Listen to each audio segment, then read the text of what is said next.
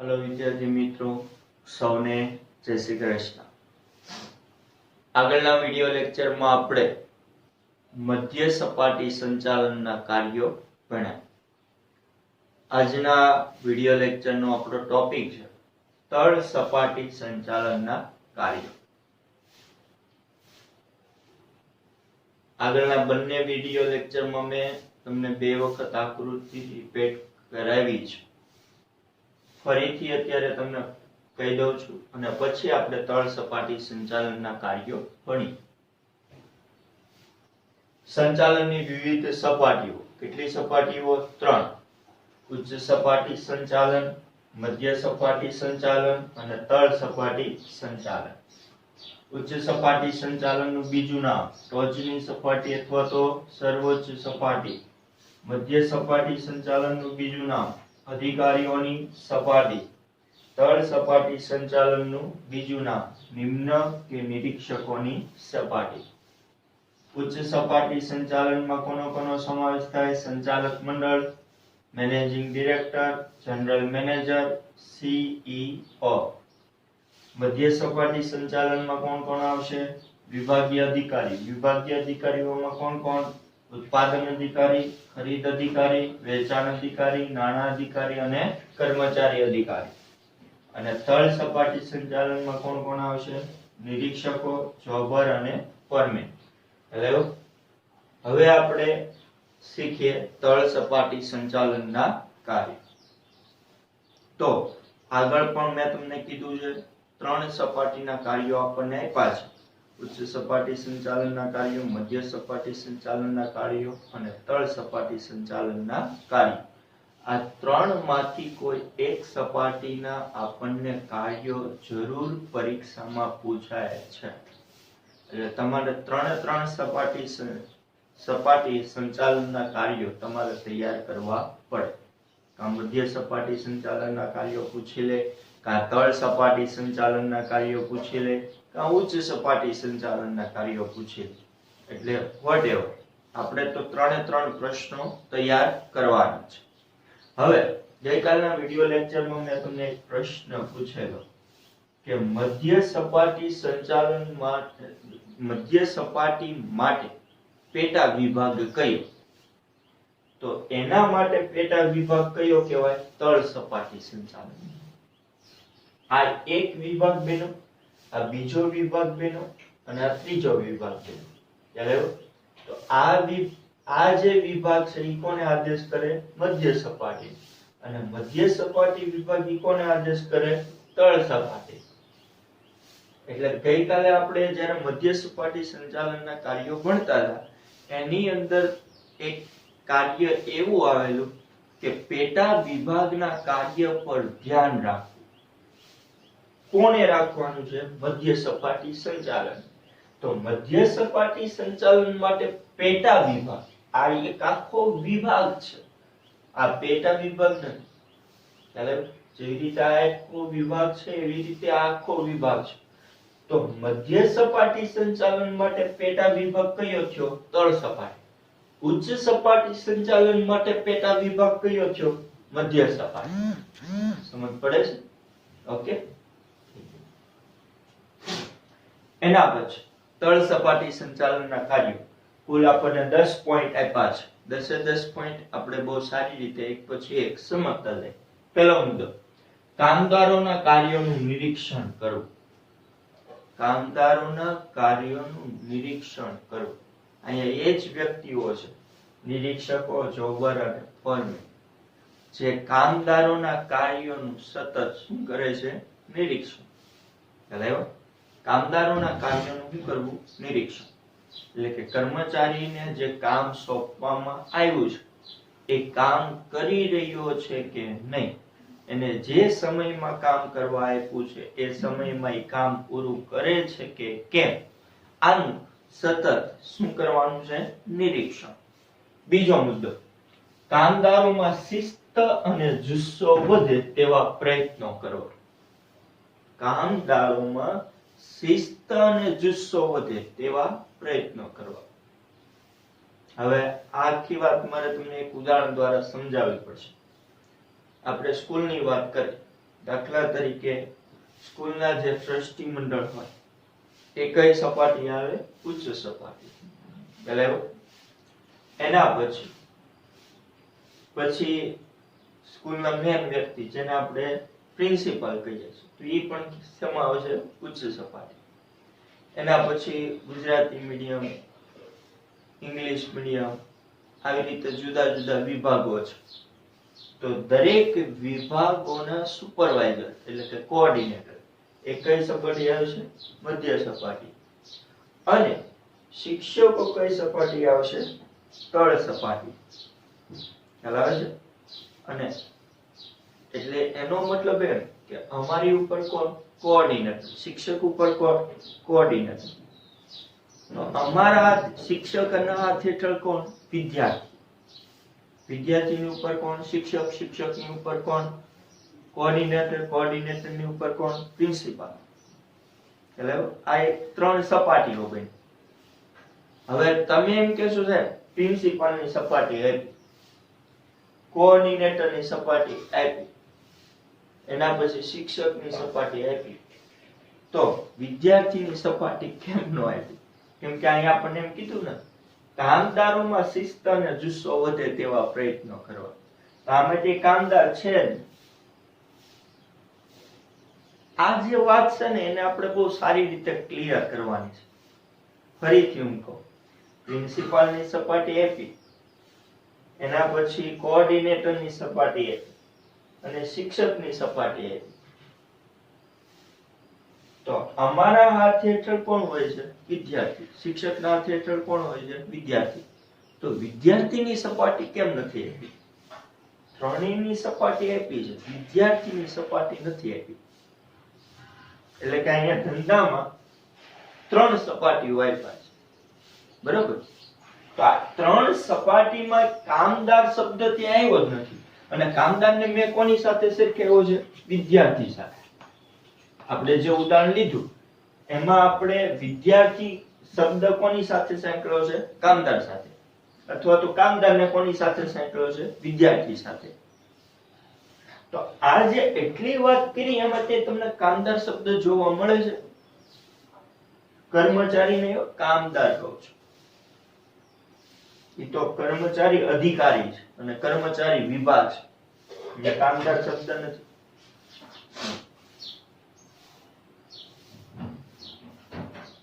તો આ વસ્તુને આપણે ક્લિયર કરવાની છે.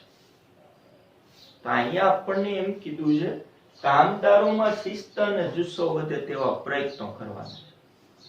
તો પહેલા તો આપણે એ ક્લિયર કરી લઈએ કે કામદારોની સપાટી કેમ નથી હોતી. બેટા એક વસ્તુ તમારે ખાસ નોટ ડાઉન કરવાની છે, યાદ રાખવાની છે કે સપાટી એની જ હોય જેની પાસે સત્તા અને જવાબદારી બંને હોય. સપાટી એમની ક્યારેય ન હોય કે જેની પાસે માત્ર જવાબદારી. તો કામદાર પાસે માત્ર જવાબદારી છે, સત્તા નથી હોતી. એટલે જેની પાસે સત્તા ન હોય એની સપાટી ન. એટલે અહીંયા આપણને ચોથી સપાટી નથી આપી. ચોથી સપાટી આવે કામદાર. પણ કામદાર પાસે માત્ર શું છે? જવાબદારી. એને માત્ર કામ કરવાનું છે, એને કોઈને આદેશો આપવાના નથી. તો વિદ્યાર્થીએ માત્ર કામ કરવાનું છે, વિદ્યાર્થીએ કોઈને આદેશો આપવાના નથી. ચાલો ફરીથી હવે તમને સમજાવું. પ્રિન્સિપાલ કોને આદેશ કરે? કોઓર્ડિનેટર. કોઓર્ડિનેટર કોને આદેશ કરે? શિક્ષકને. અને શિક્ષક કોને આદેશ કરશે? વિદ્યાર્થીને. વિદ્યાર્થી કોઈને આદેશ કરવાનો છે? નહીં. વિદ્યાર્થીએ માત્ર પ્રિન્સિપાલ, કોઓર્ડિનેટર અને શિક્ષકે જે કીધું છે એ પ્રમાણે કામ કરવાનું છે. ખ્યાલ આવે છે? વિદ્યાર્થીના હાથની જે કોઈ આવતો નથી, એટલે એને કોઈને આદેશ કરવાના આવતા હોતા નથી. માટે કામદારોની સપાટી નથી. એવી જ રીતે ધંધામાં સીઈઓ, વિભાગીય અધિકારી, નિરીક્ષકો, જોબર અને ફોરમેન ઈ જે પ્રમાણે કે એ પ્રમાણે કામદારોએ કામ કરવાનું છે, એને કોઈનો આદેશ કરવાનો નથી. એનો મતલબ એમ કે કામદારો પાસે માત્ર શું છે?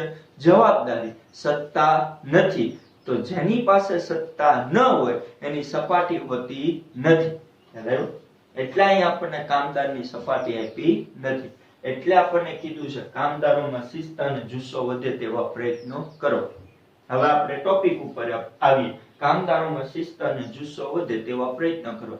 તો કામદારો વિદ્યાર્થીમાં શિસ્ત અને જુસ્સો વધે તેવા પ્રયત્ન કરો. કોણે કરવાના છે? કોણે કરવાના છે? શિક્ષકે. ખ્યાલ આવ્યો? તો શિક્ષકે કઈક એવી વાતો એની સામે રજૂ કરવી, કે એને ભૂલ થતી હોય એવી રીતે સમજાવવું વિદ્યાર્થીને, જેથી એના જુસ્સામાં શું થાય? વધારે. એવી રીતે કામદારોનો પણ કાર્ય કરવાનો જુસ્સો વધે તેવા પ્રયત્નો શિક્ષકે એટલે કે કોને? નિરીક્ષકો, જોબર અને ફોરમેને કરવાના છે. એના પછી ત્રીજો મુદ્દો, પોતાના વિભાગના રોજિંદા કાર્યોનું આયોજન કરવું. પોતાના વિભાગના રોજિંદા કાર્યોનું શું કરવું? આયોજન. તો પોતાનો વિભાગ કયો છે? તળ સપાટી સંચાલન. હવે આપણે ગઈકાલે જ વાત કરી ઉત્પાદન વિભાગના કર્મચારી, ખરીદ વિભાગના કર્મચારી, નાણાં વિભાગના કર્મચારી, આવી રીતે જુદા જુદા કર્મચારીઓ હોય અને જુદા જુદા વિભાગમાં જુદા જુદા કર્મચારીઓ કામ કરતા હોય છે. તો પોતાના વિભાગના કાર્યોનું રોજિંદુ શું કરવું? આયોજન. એના પછી 4 નંબર, કર્મચારીઓને લગતા કાર્યો કરવા. કર્મચારીને લગતા કાર્યો કરવા, દાખલા તરીકે બદલી, બઢતી અને તાલીમ વગેરે. અહીં આપણને કર્મચારીને લગતા કાર્ય કરવા. કોણે કરવાના છે? નિરીક્ષકો, જોબર અને ફોરમેન. ચાલો, કોઈ કર્મચારી એવો હોય તો એને એક એકમમાંથી બીજા એકમમાં મોકલવામાં આવે, એટલે કે એની બદલી કરવામાં આવે. એક કર્મચારી એવો છે કે બહુ સારું કામ કરે છે તો એમની બઢતી આપવામાં આવે. એના પછી કર્મચારીને કામ કરવા માટેની તાલીમ આપવામાં આવે, જેથી વધુમાં વધુ કામ કરવા માટે કેળવાય. ઓકે. એના પછી 5 નંબર, કર્મચારીઓના વ્યાજબી પ્રશ્નોનો યોગ્ય ઉકેલ લાવો. શબ્દ મેં મોસ્ટ અંડર કર્યો છે, આખો શબ્દ મેં બોક્સમાં લઈ લીધો છે.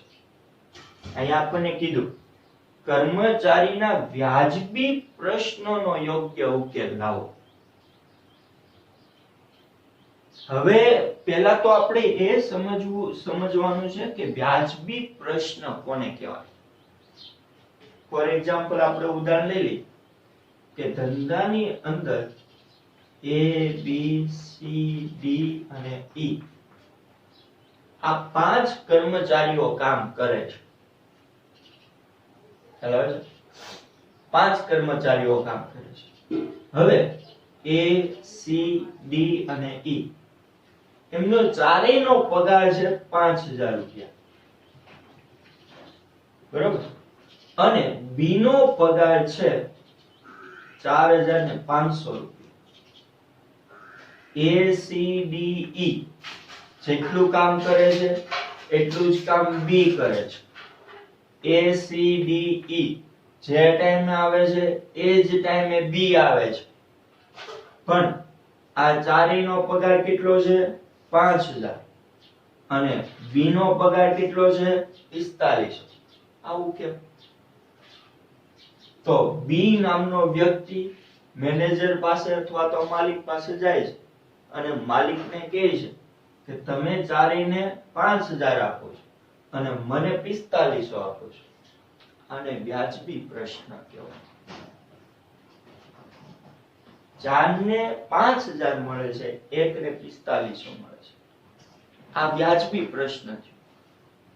તો ગેરવ્યાજબી પ્રશ્ન કોને કહેવાય? ચારને 5000 મળે છે પણ B મને એમ કે મને 6000 આપો, એને વ્યાજબી પ્રશ્ન કહેવાય નહીં. કેમ કે 4 વ્યક્તિને 5000 મળે છે, એક વ્યક્તિ એમ કહે છે મને 6000 આપો. બરોબર? એ ચાલે. પરંતુ આ બધાને 5000 મળે છે અને આને ઓછા મળતા હોય તો એ વ્યાજબી પ્રશ્ન થયો. એટલે આપણને કીધું કર્મચારીના વ્યાજબી પ્રશ્નનો યોગ્ય ઉકેલ લાવો. એના પછી છઠ્ઠો પોઈન્ટ, પોતાના વિભાગના કાર્યો કરવા માટે વિભાગીય અધિકારી પાસેથી હુકમો, સૂચનાઓ અને કાર્યક્રમો મેળવવા. તો પોતાનો વિભાગ તળ સપાટી સંચાલન, આ તળ સપાટી સંચાલનને કાર્યો કરવા માટે વિભાગીય અધિકારીઓ પાસેથી હુકમો, સૂચનો અને કાર્યક્રમો મેળવવા. વિભાગીય અધિકારીએ હુકમો, સૂચનો અને કાર્યક્રમો કોની પાસેથી મેળવવાના છે? ઉચ્ચ સપાટી પાસેથી, બરોબર. એના પછી તળ સપાટીએ કોની પાસેથી મેળવવાના છે? મધ્ય સપાટી પાસેથી. આવી રીતે. એના પછી 7 નંબર, યંત્રોની ગોઠવણી. યંત્રોની ગોઠવણીને બીજો પણ શબ્દ કહેવાય યંત્ર વિન્યાસ. ધંધાની અંદર યંત્રની યોગ્ય રીતે ગોઠવણી કરવી. યંત્રોની ગોઠવણી, યંત્રોનું સમારકામ અને જાળવણીને લગતા કાર્યો કરવા. 3 શબ્દો આપ્યા છે. યંત્રોની ગોઠવણી, યંત્રોનું સમારકામ અને જાળવણીને લગતા શું કરવા? કાર્યો. કઈ સપાટીએ? તળ સપાટી સંચાલન. એના પછી 8 નંબર, કામદારોને કાર્ય કરવા માટે કાચો માલ અને સાધન સામગ્રી પૂરા પાડવા. કામદારો તો ત્યારે જ કામ કરી શકશે ને જ્યારે એને શું મળશે?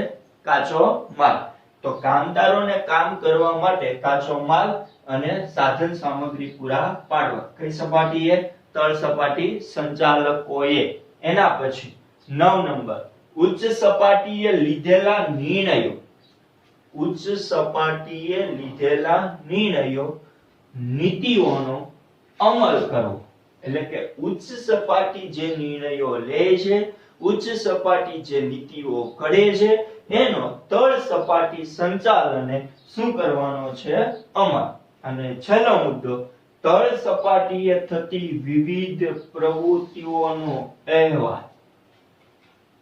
તળ સપાટીએ થતી એટલે કે સમગ્ર વર્ષ દરમિયાન તળ સપાટી સંચાલકોએ અને એના કામદારોએ કઈ પ્રવૃત્તિઓ કરી એનો અહેવાલ કામદારોના સૂચનો અને ફરિયાદો મધ્ય સપાટીએ મોકલવી.